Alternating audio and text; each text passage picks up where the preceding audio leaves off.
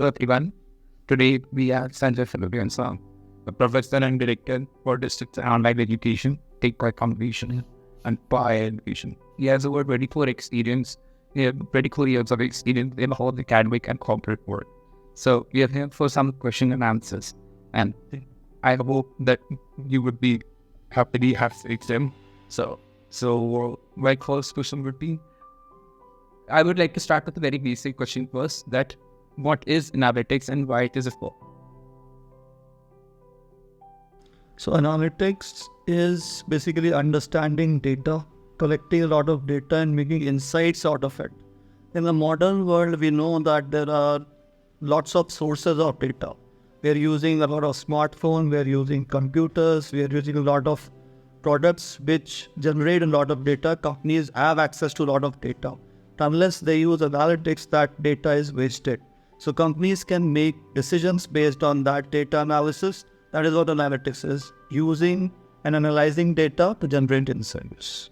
My next question would be, what are the job roles we can expect at the field of analytics? So basically, you start with an analyst in this field. Most of the jobs are like that. Starting position is that of an analyst, where you collect a lot of data, try to understand problems, and you will be given tasks where you collect data from different sources, arrange that data in a particular order so that can be used in a particular software. And once it is done, then there are some models which are deployed, but you will be using models at a later date.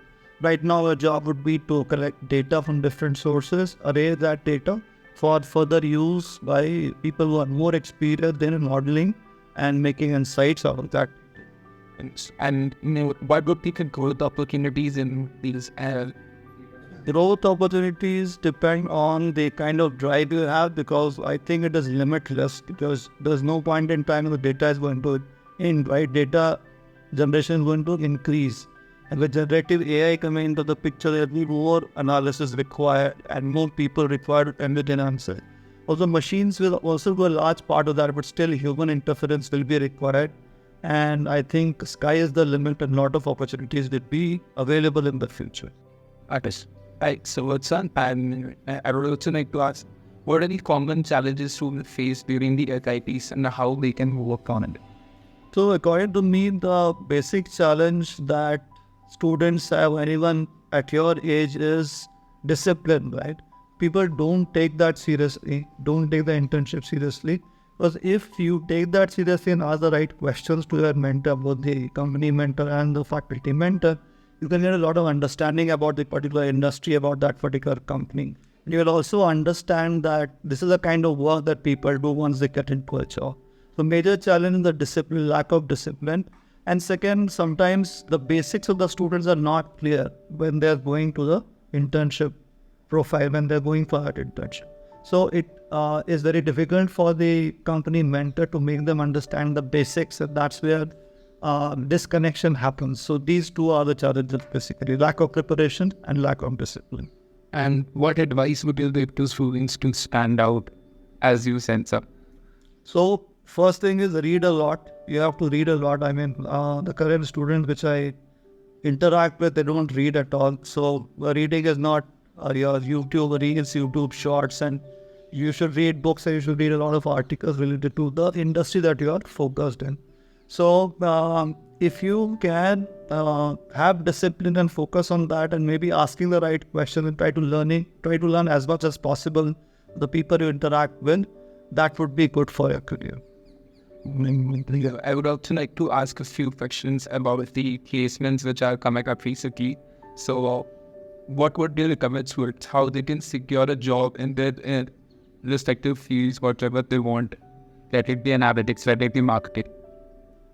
So the first thing will be preparation, as I said, right? So we were discussing in the class today, there was a famous Roger Federer commencement speech where he said effortlessness is a myth. So everything you have to put in a lot of effort. So I would suggest you, first of all, decide what kind of sector you want to get into, what kind of company you want to get into. So you have to prioritize. We already have access to the kind of profiles that come for students in this campus, and choose on 3 or 4 profiles and look at them in detail and try to interact with the placement people and also with the faculty members as to what kind of things you need to be prepared for when you prepare for the interview, when you appear for the interview.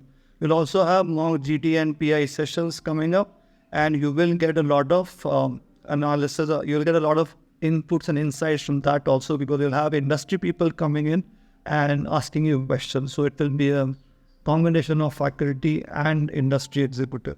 So if you focus on that and prioritize and prepare for the interview, I mean, it's like preparing for a speech. So you have to literally prepare for that, and then you can do well in that interview.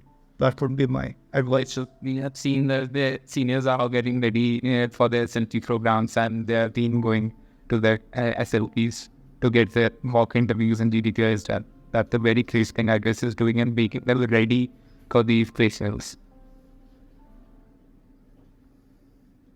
What role does IBS play in mentoring that we all talked about, right, sir?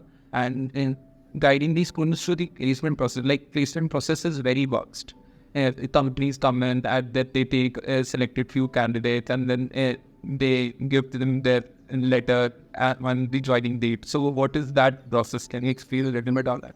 So process I won't explain, but I think SLP and Syndicated Learning Program is a very good initiative that we have started for the last many years. And you can ask those questions. The students are free to ask those questions that will be explained, because if I explain here, it won't really make sense. And during the final placements also, when a company comes, let's say Wipro is coming at 1st or 2nd September or 1st or 2nd October, I don't remember the date, I think it's 1st or 2nd September. So before that also there are sessions for the shortlisted candidates where the faculty members from the respective disciplines arrange those sessions and clarify the doubts that people have about those profiles, students have about those profiles. They also tell them all the kind of questions that are to be asked.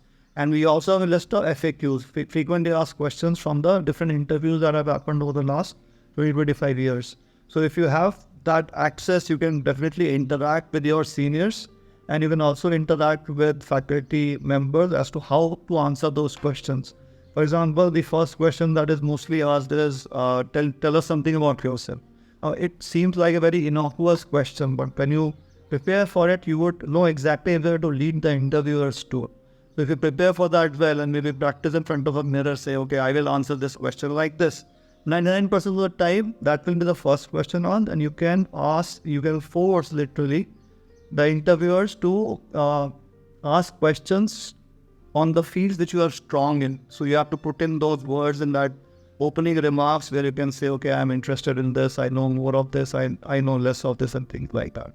Those kind of little things can help. And as we know, sir, that you have worked a lot of years in the cognizant, and you have got that industry exposure.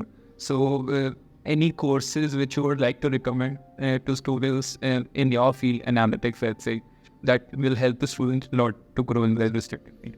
So one good thing that we have done is we have analytics in all the 4 departments. So we have in marketing, we have in HR, we have in operations, we have in finance. So anyone who's interested in analytics should take one of those courses. It could be marketing analytics, financial analytics, operational analytics, supply chain analytics, or whatever.